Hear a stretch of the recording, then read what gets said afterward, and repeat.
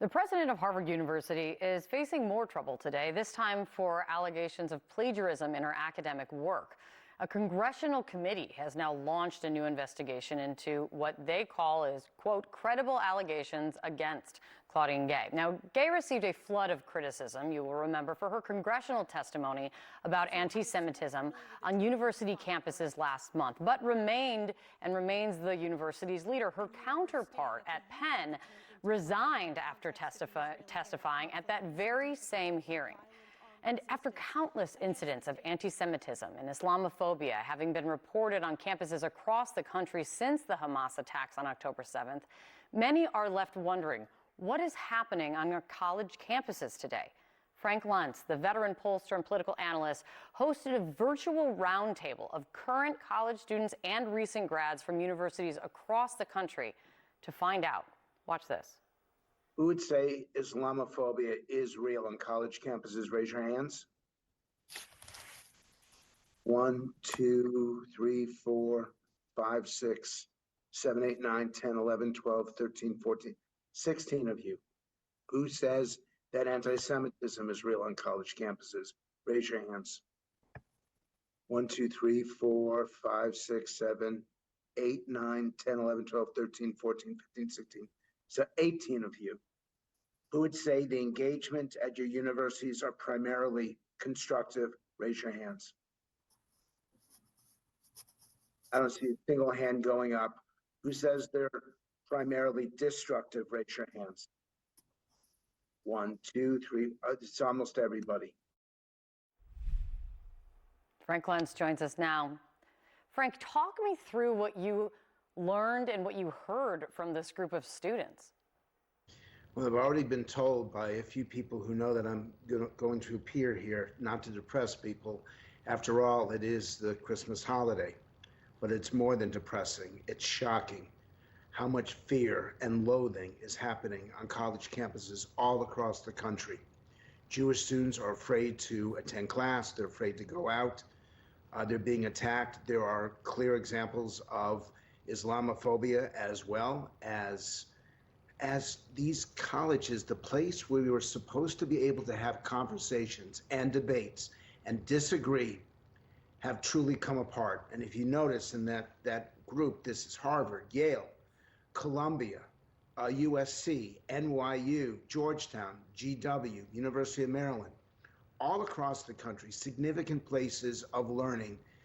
And all that I hear is that people want to speak and nobody wants to listen. And that is the greatest threat to our democracy, is when our universities cannot produce young people who are civil to each other, respectful to each other, and decent to each other. And that's what's happening right now, is incivility, indecency, and lack of respect. More than one student in this discussion, the portion that I was able to view, said none of them think that the conversations on campus around Israel and the war against Hamas, around Gaza, the Palestinian, none of them thought the conversations are constructive. All of them thinking this engagement on their campuses is only destructive. Is it clear from their viewpoint what colleges and the people running them are getting so wrong if this is what they're all experiencing? Yes, and I'll give you 3 examples. Number 1 is they're upset with the faculty who clearly choose a certain perspective, and more often than not, it's an anti-Israel perspective, and where the students feel shut down and shut out and silenced. Number 2 is the university presidents who don't demonstrate empathy for all students and don't participate in that conversation. There's some presidents right now that are being silent because they're afraid. And this is the moment when they need to participate. And third, it needs to be a focus on learning rather than speaking. There's way too much yelling and too much of the protest and not enough gathering of information, explaining, and what a university is there for, education. And unless they affect these 3 components, I believe that January, when the students come back, is going to be even worse. I was going to ask you what surprised you. You are so good at speaking and gathering information and kind of what words trigger people or better ways to talk about something. What surprised you in this? Well, something surprised me from my own reaction, which is I showed them some of the most horrible horrific visuals of October 7th in the initial attack. And I had not seen it before. Normally I see the stuff I'm going to present to my group. And I got so upset that I stopped the footage immediately. And what it did is that increased sympathy for Israel and what Israel's gone through, but it did not change support.